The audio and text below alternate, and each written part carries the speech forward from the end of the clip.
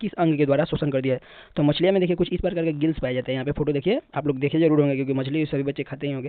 तो देखिए मछलियाँ किस अंग के द्वारा शोषण करती है, तो ये देखिए मछली का ये गिल्स वाला भाग है, यहीं से मछलियाँ जो है वो शोषण। नमस्ते दोस्तों, कैसे हो आप सभी लोग। आप सभी लोगों का स्वागत है आपके प्यारे से चैनल ऑब्जेक्टिव वाला पे। तो जैसा कि दोस्तों पिछले लेक्चर में हमने जैव प्रक्रम का पोषण चैप्टर को पढ़ाया है और अच्छी तरह से आपको समझा दिया है फोटो के माध्यम से। तो इस वाले वीडियो में भी हम आपको फोटो के माध्यम से श्वसन जो है आपका दूसरा नंबर जैव प्रक्रम में दूसरा पार्ट जो है श्वसन, उसको आज हम पढ़ाएंगे आपको। और उसमें उसका जितना भी वीवीआई प्रश्न है उसको हम ऑब्जेक्टिव के रूप में सब करवा देंगे, ठीक है। और ये पढ़ क्यों रहे हैं हम लोग, तो बोर्ड एग्जाम 2027 में बढ़िया अंक लाने के लिए हर ऑब्जेक्टिव में कम से कम 50 में कम से कम 45 प्लस होना चाहिए सही।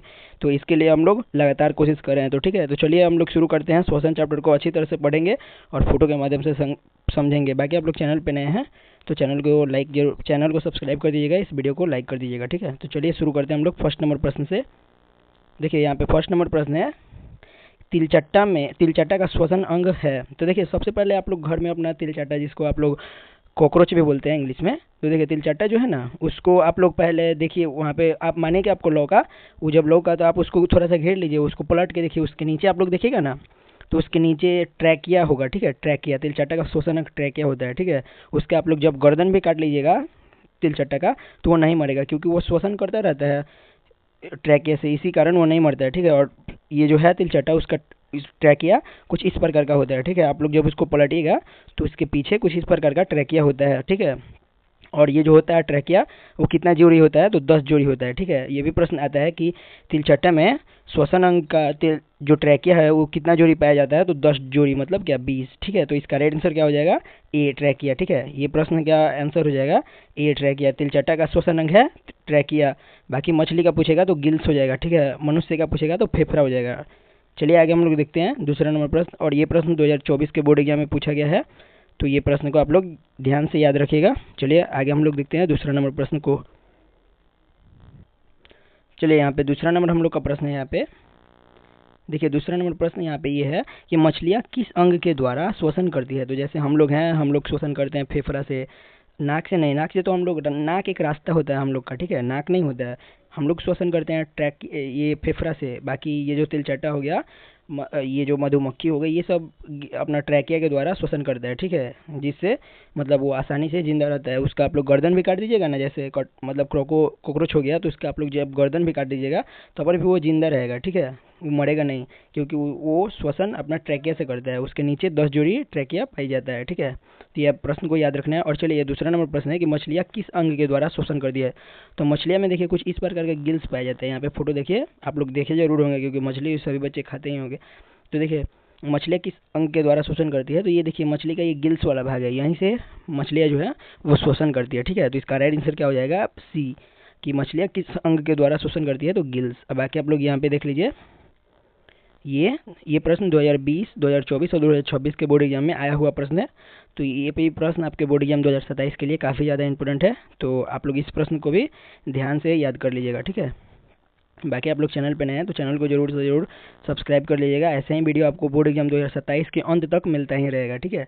चलिए यहाँ पे तीसरा नंबर प्रश्न है कि पौधे हरे क्यों होते हैं। तो आप लोग पढ़े होंगे कि पौधे का जो पत्तियाँ होता है ना उसमें क्लोरोफिल पाया जाता है, क्लोरोफिल, जिसको आप लोग हरित लौक भी कहते हैं, ठीक है, जिसको स्टोमेटा बोलते हैं या हिंदी में हरित लौक बोलते हैं, ठीक है, क्लोरोफिल बोलते हैं। उसके मतलब पत्ती में ना वो हरा होता है, ठीक है। देखिए ये कुछ इस प्रकार का है, पौधों में रंध्र को स्टोमाटा बोलते हैं। देखिए कुछ इस प्रकार का ही होता है रंध्र, जिससे पत्तियां श्वसन करती है, ठीक है। और वो उसमें हरित लौक पाया जाता है, इसी के कारण पौधे हरे होते हैं, ठीक है। तो इसका राइट आंसर क्या हो जाएगा, पौधों में क्लोरोफिल के कारण पौधे जो होते हैं वो हरे होते हैं, ठीक है। चलिए इसका राइट आंसर हो जाएगा बी, ठीक है।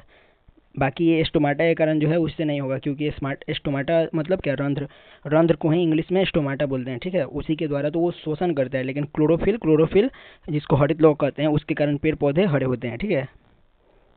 चलिए आगे हम लोग देखते हैं चौथा नंबर प्रश्न को। और ये भी प्रश्न वीवीआई है 2024 में, कितना बार ये प्रश्न पूछा गया है, ठीक है। लेकिन हम केवल यहाँ पे 2022 लगाए हुए हैं कि आपको समझ में आए। तो देखिए यहाँ पे चौथा नंबर प्रश्न है कि अंतः कोशिकीय पाचन होता है। तो आप लोग देखे होंगे या पढ़े होंगे अमीबा के बारे में। अमीबा जिसका कोई भी आकार निश्चित नहीं होता है। देखिए ये अमीबा का चित्र है जो अपने सतही स्तर पर अंगुली नुमा संरचना बना के अपने भोजन को कूदपाद के द्वारा ग्रहण करता है। ठीक है, और अमीबा चलता किससे है? तो कूदपाद के द्वारा ही चलता है। जब आप लोग 11th या 12th में जाइएगा ना तो आप लोग पढ़िएगा अमीबा के बारे में कि अमीबा कैसे गति करता है। तो अमीबा अपना गति कूदपाद के द्वारा ही करता है। ठीक है, तो इसका राइट आंसर क्या हो जाएगा? Amoeba, B answer. ठीक है, अंतः कोशिकीय पाचन अमीबा में ही होता है। ठीक है, ये आपको बात याद रखना है। और ये वाला जो हिस्सा है ना, ये वाला भाग, क्योंकि आपको समझ में नहीं आ रहा होगा, हम आपको बता रहे हैं यहाँ पे। देखिए ये वाला जो भाग है ना, ये वाला, या कहीं से भी आप लोग उठा लीजिए, ये वाला, ये भाग है, ये कूदपाद है। ठीक है, अमीबा अपने सतही स्तर पर, मतलब ये जो है ना भोजन को ग्रहण करने के लिए कूदपाद बनाता है और उसी से अपना भोजन अंतः कोशिकीय पाचन द्वारा अपना भोजन को निगल लेता है, ग्रहण करता है। ठीक है, तो इसका राइट आंसर क्या हो जाएगा? B, amoeba. चलिए आगे हम लोग देखते हैं 5वां नंबर प्रश्न को। देखिए जितना भी प्रश्न है हम आपको फोटो के माध्यम से काफ़ी अच्छे से समझाएंगे। बाकी आप लोग चैनल पे नए हैं तो चैनल को जरूर से जरूर सब्सक्राइब कर लीजिए, क्योंकि आपको ऐसे ही वीडियो हर समय मिलता रहेगा। आपके भाई बहन के लिए भी बोर्ड एग्जाम मतलब 2027 से हम चालू किए हैं। बाकी आप जितना पढ़ सकते हैं 2040 तक, 50 तक, हम जब तक जीवित रहेंगे तब तक आपको 100 में 100 हम आपको देंगे, पढ़ाने की कोशिश करेंगे। ठीक है, तो चलिए यहाँ पे 5 नंबर प्रश्न है कि पौधों में उत्सर्जी पदार्थ है। ठीक है, तो आप लोग पढ़े होंगे उत्सर्जन चैप्टर को, उसमें आप लोग उत्सर्जन के बारे में पढ़े होंगे। तो ये 2020, 2022 और 2026 में पूछा गया प्रश्न है कि पौधों में उत्सर्जी पदार्थ है। पौधों में देखिए यहाँ पे ये रेजिन है। पौधों में इस प्रकार के आप लोग कुछ देखे होंगे तो वो रेजिन होता है। ठीक है, बाकी गोंद देखे होंगे, गोंद इस प्रकार का होता है। और टैनिन मतलब उसका छाल से निकलता है टैनिन। तो टैनिन कुछ इस प्रकार का होता है। तो पौधों में उत्सर्जी पदार्थ ये तीनों होते हैं, गोंद, टैनिन, रेजिन, ये तीनों। तो इसका राइट आंसर क्या हो जाएगा? इनमें सभी डी। चलिए उम्मीद है कि आपको ये भी प्रश्न काफ़ी अच्छे से समझ में आ गया। चलिए आगे हम लोग देखते हैं 6ठा नंबर प्रश्न को और जल्दी जल्दी से अपना ऑब्जेक्टिव क्वेश्चन को क्लियर करते हैं। ठीक है, देखिए यहाँ पर 6 नंबर प्रश्न है कि कौन सी बीमारी श्वसन तंत्र से संबंधित है।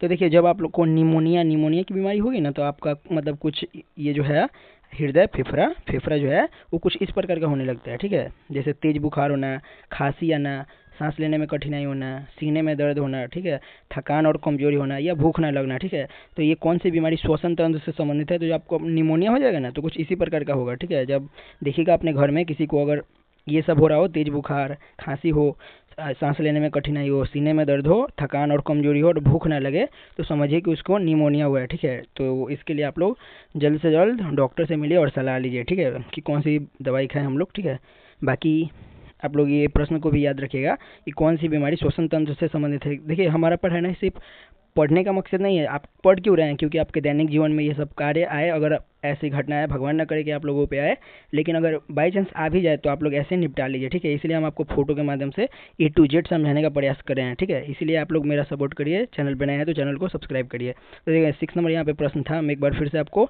समझा दे रहे हैं कि 6 नंबर प्रश्न है कि कौन सी बीमारी श्वसन तंत्र से संबंधित है। तो निमोनिया नामक बीमारी श्वसन तंत्र से संबंधित है। बाकी आपका मधुमेह जो रोग होता है इसको हिंदी में शुगर रोग बोलते हैं। ठीक है, तो शुगर रोग चीनिया रोग होता है। ठीक है, ये शुगर के कारण होता है। ठीक है, तो इसका राइट, ये तो प्रश्न नहीं था लेकिन इसका राइट आंसर क्या हो जाएगा? बी। कौन सी बीमारी श्वसन तंत्र से संबंधित है? तो निमोनिया बीमारी श्वसन तंत्र से संबंधित होता है। चलिए यहाँ पे आगे हम लोग देखते हैं 7वां नंबर प्रश्न को। देखिए यहाँ पे 7 नंबर प्रश्न है कि आरसीबी की जीवन अवधि कितनी होती है। तो आप लोग पढ़े होंगे कि आरसीबी red blood cell, WBC white blood cell, platelets, रक्त बिंबाणु जिसको हिंदी में बोलते हैं। ठीक है, तो देखिए आरसीबी जो होता है ना, रेड ब्लड सेल, वो कुछ इस प्रकार का ही होता है। ठीक है, रेड ब्लड सेल कुछ इस प्रकार का होता है। जब आप लोग माइक्रोस्कोप में देखिएगा ना तो कुछ इस प्रकार का रेड ब्लड सेल होता है। ठीक है, और इसकी जीवन अवधि कितनी होती है? तो 120 दिन होता है। ठीक है, 20 से 120 दिन तक ये जीवन जीता रहता है। ठीक है, तो आरबीसी जो है उसकी जीवन अवधि 20 से 120 दिन की होती है। ठीक है, ये 2021 में पूछा गया प्रश्न है। ठीक है, तो चलिए आगे हम लोग देखते हैं 8वां नंबर प्रश्न को और एक एक प्रश्न काफ़ी अच्छे से हम लोग समझेंगे। देखिए ये जो है प्रश्न, ये अमीबा भी एक प्रोटोजोआ, समझिए कि अमीबा प्रोटोजोआ एक ही तरह का होता है, ज़्यादा फर्क नहीं होता है। ठीक है, तो देखिए ये 8वां नंबर प्रश्न है कि प्रोटोजोआ उत्सर्जी पदार्थ का निष्कासन कैसे करता है। तो देखिए ये जैसे मानिए कि ये प्रोटोजोआ है या अमीबा ही है, कोई भी मानिए। ठीक है, क्योंकि दोनों का आकार लगभग सेम ही होता है, दोनों लगभग एक ही तरह से होते हैं। देखिए तो ये जो होता है ना प्रोटोजोआ, वो उत्सर्जी पदार्थ का निष्कासन विसरण विधि द्वारा करता है, ठीक है, विसरण विधि द्वारा करता है। तो इसका राइट आंसर बी हो जाएगा, ठीक है। हम ये जो है प्रोटोजोआ अपने शरीर में बने निमोनिया जैसे उत्सर्जी पदार्थ को सीधे शरीर से सतह के माध्यम से विसरण विधि द्वारा बाहर निकालते हैं। देखिए यहाँ पे विसरण विधि हो रहा है, ठीक है, यहाँ पे हम दिखा दे रहे हैं। देखिए यहाँ पे ये जो है प्रोटोजोआ वो अपने शरीर में बने अमोनिया जो गैस होता है, ठीक है, क्योंकि ये सूक्ष्म जीव होते हैं, एक जीवी मतलब जो एक कोशिकीय जीव होते हैं ये लोग, तो ये अपने शरीर में बने निमोनिया या अमोनिया जो गैस होता है, अमोनिया जैसे उत्सर्जी पदार्थ का, ये जो उत्सर्जी पदार्थ होते हैं उनका उत्सर्जन कैसे करता है, विसरण विधि द्वारा करता है। तो इसका राइट आंसर क्या हो जाएगा, इसका राइट आंसर हो जाएगा बी, विसरण द्वारा। प्रोटोजोआ उत्सर्जी पदार्थ का निष्कासन कैसे करता है, तो विसरण द्वारा। और ये 2025 में पूछा गया प्रश्न है, तो ये प्रश्न को भी आप लोग याद रखिएगा। चलिए आगे हम लोग देखते हैं 9 नंबर प्रश्न को। देखिए 9 नंबर प्रश्न है कि मानव हृदय में कोष्ठकों की संख्या कितनी होती है। तो ये 2019 में, 2021 में, 2023 में और 2025 में पूछा गया प्रश्न है कि मानव हृदय में कोष्ठ की संख्या कितनी है। तो मानव हृदय जो होता है ना, हम लोग का हृदय, वो 4 भागों में बटा होता है, ठीक है, ऐसे बटा होता है। रुकिए, लाल कलर से आपको समझ में नहीं आ रहा होगा। देखिए मानव हृदय होता है कुछ इस प्रकार का बटा होता है 4 चैम्बर में। और ये मानव हृदय क्या करता है, तो हम लोग का जो नस है ना, नस के माध्यम से हम लोग का जो खून आता है उसको पूरे शरीर में पंप करता है, ठीक है, पंप करता है। हम लोग जब ऑक्सीजन को ग्रहण करते हैं तो वो ऑक्सीजन जाके हम लोग के खून के पास मिलता है, और उसी से ये जो होता है, ये हृदय हम लोग का, वो पूरे शरीर में ऑक्सीजन युक्त, ये जो होता है ऑक्सीजन युक्त जो हम लोग का ब्लड होता है उसे पूरे शरीर में छिड़काव करता है, ठीक है। तो मानव हृदय में कोष्ठकों की संख्या कितनी होती है, तो लगभग नहीं 4 होती है, 4। चलिए आगे हम लोग देखते हैं 10वां नंबर प्रश्न को। और ये भी प्रश्न काफ़ी ज़्यादा वीवीआई है, और ये 2021, 25 और 26 में पूछा गया प्रश्न है, ठीक है। देखिए ये प्रश्न है कि रक्त को हिंदी में रुधिर कहते हैं, आप लोग पढ़े होंगे, रक्त को हिंदी में रुधिर कहा जाता है। तो रुधिर या रक्त का कार्य क्या है, तो रक्त क्या है, ये पूछ रहे हैं प्रश्न की रक्त क्या है। तो रक्त एक तरल संयोजी उत्तक है, ठीक है। आप लोग पढ़े होंगे कि रक्त से उत्तक का निर्माण होता है, उत्तक से अंग का निर्माण होता है, अंग से शरीर का निर्माण होता है। आप लोग पढ़े होंगे या आगे पढ़ेंगे, 11th में भी आपको पढ़ना है ये सब के बारे में, ठीक है। अगर आप बायोलॉजी लेंगे तो, बाकी आप लोग मैथ लेंगे तो अलग ही बात है, लेकिन ये 10th का ये है कि रक्त रुधिर क्या है, तो ये संयोजी उत्तक होता है, तरल संयोजी उत्तक होता है। जैसे आप लोग पढ़े होंगे कि पेड़ पौधों में पाया जाने वाला संयोजी उत्तक क्या होता है, तो फ्लोएम हो गया, जाइलम हो गया, वो सब होते हैं, ये भोजन को, पानी को इधर से उधर करते हैं। वैसे ही जो खून होता है हम लोग का ब्लड, वो एक जगह से दूसरी जगह गति करते रहता है हम लोग के शरीर में नस के माध्यम से, ठीक है। तो इसका राइट आंसर क्या हो जाएगा, ए, रक्त क्या है, तो संयोजी उत्तक है, तरल संयोजी उत्तक होता है। चलिए आगे हम लोग देखते हैं 11 नंबर प्रश्न को, और उसको भी समझते हैं काफ़ी अच्छे से। देखिए 11 नंबर यहाँ पे प्रश्न है कि मुख गुहा में आहार नाल का कौन सा भाग का पाचन होता है। मुख गुहा में आहार का कौन सा भाग का पाचन होता है। तो मुख गुहा में जैसे हम लोग कोई भोजन को ग्रहण करते हैं ना, तो आप लोग पढ़े होंगे कार्बोहाइड्रेट, फैट, जिसको वसा बोलते हैं हिंदी में, वो सब हमारे शरीर में बनता है। तो जैसे हम लोग मुंह में अपना जो ग्रहण करते हैं ना, मुख गुहा में किसी भी भोजन को चबाते हैं, तो सबसे पहले कार्बोहाइड्रेट यहाँ पे बनने लगता है। कार्बोहाइड्रेट यहाँ पे, एक सेकंड हम फोटो के माध्यम से समझा दे रहे हैं, यहाँ पे कार्बोहाइड्रेट बनने लगता है, ठीक है। तो मुख गुहा में आहार का कौन सा भाग का पाचन होता है, तो सबसे पहले कार्बोहाइड्रेट का पाचन होता है। तो इसका राइट आंसर बी हो जाएगा। 2021, 2024 और 2026 में पूछा गया प्रश्न है।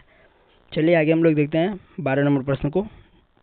ओ प्रिंटिंग मिस्टेक है, 11 की जगह 12 गया, 12 की जगह 11 गया, ठीक है। चलिए यहाँ पे देखते हैं हम लोग, कोई भी प्रश्न हो, 12 है। देखिए यहाँ पे ये प्रश्न है कि मनुष्य के आहार में कौन सा अवशेषी अंग है। तो देखिए जो हम लोग का आहार नल है ना, पूरा आप लोग आहार नल का जब फोटो देखे होंगे तो उसमें आप लोग पढ़े होंगे अपेंडिक्स के बारे में, जिसका कार्य कुछ होता नहीं है, ठीक है। ये देखिए ये सीकम है, ये छोटी आंत का पाइप है, और ये अपेंडिक्स है, ठीक है। इसका कार्य कुछ होता नहीं है हम लोग के शरीर में, बस ये ऐसे ही है, ठीक है। तो मनुष्य के आहार नल में और एक अवशेषी अंग मतलब इसका कोई कार्य नहीं है हम लोग के शरीर में, बस ऐसे ही है, कोई कार्य नहीं है, ठीक है। आप लोग अगर चाहें तो ऑपरेशन करवा के इसे हटा भी सकते हैं, ठीक है, कोई हटवा लेते हैं। तो मनुष्य के आहार नल में अवशेषी अंग है, तो ये अपेंडिक्स हो जाएगा। इसका राइट आंसर बी हो जाएगा। और ये कब पूछा गया प्रश्न है, तो 2021 में पूछा गया प्रश्न है कि मनुष्य के आहार नल में अवशेषी अंग है, तो अपेंडिक्स। चलिए आगे हम लोग देखते हैं। चलिए यहाँ पे 12 नंबर प्रश्न है कि मनुष्य की सबसे बड़ी ग्रंथि कौन है, तो यकृत मनुष्य की सबसे बड़ी ग्रंथि होती है, जिसे लीवर भी कहते हैं, ठीक है। इसका वजन लगभग 1 से 1.5 kg के बीच में होता है, ठीक है। चलिए आगे हम लोग देखते हैं 13 नंबर प्रश्न को। बाकी 13 नहीं, ये 14 माना जाएगा, क्योंकि वहाँ पे मिसप्रिंट था थोड़ा। देखिए यहाँ पे 13 नंबर प्रश्न है कि निम्न में कौन सा अंग संवेगग्राही नहीं है। तो आप लोग पढ़े होंगे कान, आँख, नाक, ये जितना भी है इससे हम लोग को संवेग मिलता है। ठीक है, जैसे हम लोग आँख के माध्यम से किसी वस्तु को देखते हैं, कान के माध्यम से सुनते हैं, नाक के माध्यम से श्वसन ग्रहण करते हैं, लेकिन दिमाग सबको कंट्रोल करता है। ठीक है, तो इसका राइट आंसर क्या हो जाएगा डी, कि निम्न में कौन सा अंग संवेगग्राही नहीं है। तो वो दिमाग संवेगग्राही नहीं है। मतलब जैसे हम लोग का कान है वो सुनने में मदद करता है, आँख जो है देखने में मदद करता है, नाक जो है सूंघने में मदद करता है, लेकिन जो दिमाग है ये दिमाग सबको कंट्रोल करता है। ठीक है, ये किसी में मदद नहीं करता है। ठीक है, ये सबको कंट्रोल करता है। तो इसका राइट आंसर डी हो जाएगा। बाकी ये 2019 में पूछा गया प्रश्न है, ये भी VVI है। चलिए आगे हम लोग देखते हैं 14 नंबर प्रश्न को। देखिए यहाँ पे 14 नंबर प्रश्न है कि मस्तिष्क उत्तरदायी है। तो जो हम लोगों का दिमाग होता है वो सोचने के लिए भी उत्तरदायी होता है, जब हम लोग का हृदय धड़कता है उसके लिए भी ये उत्तरदायी होता है, और शरीर का संतुलन बनाए रखने के लिए भी ये उत्तरदायी होता है। तो इसका राइट आंसर क्या हो जाएगा डी। इसका राइट आंसर उपयुक्त सभी। और ये कब आया है तो 2022 के बोर्ड एग्जाम में पूछा गया ये प्रश्न है, और ये भी VVI है। ठीक है, चलिए आज का लास्ट और अंतिम प्रश्न को हम लोग देखते हैं और इसे भी काफ़ी अच्छे से समझते हैं। ठीक है, देखिए आज का लास्ट प्रश्न है कि 15 नंबर की हाइड्रा में पाया जाता है, और ये 2020 में पूछा गया प्रश्न है कि हाइड्रा में क्या पाया जाता है। तो हाइड्रा में एक अस्पर्शक पाया जाता है। ठीक है, तो इसका आंसर क्या हो जाएगा डी। और देखिए हाइड्रा कुछ इस प्रकार का होता है, ये भी एक जीव है, एक कोशिकीय जीव है। देखिए यहाँ पे अस्पर्शक है उसका, बाकी यहाँ पे इसका मुख है यहाँ पे, और बाकी यहाँ पे ये पूरा शरीर है यहाँ पे, बाकी ये नीचे है आधार चलते हुए जिससे वो चलता है। ठीक है, आधार चक्ति। तो इसका आंसर क्या हो जाएगा राइट आंसर डी, स्पर्शक। हाइड्रा में पाया जाता है तो स्पर्शक पाया जाता है, और हाइड्रा कुछ इसी प्रकार का होता है। बाकी आप लोग चैनल पर नए हैं तो चैनल को सब्सक्राइब कर दीजिएगा। फिर मिलते हैं अगले से वीडियो में, तब तक के लिए बाय।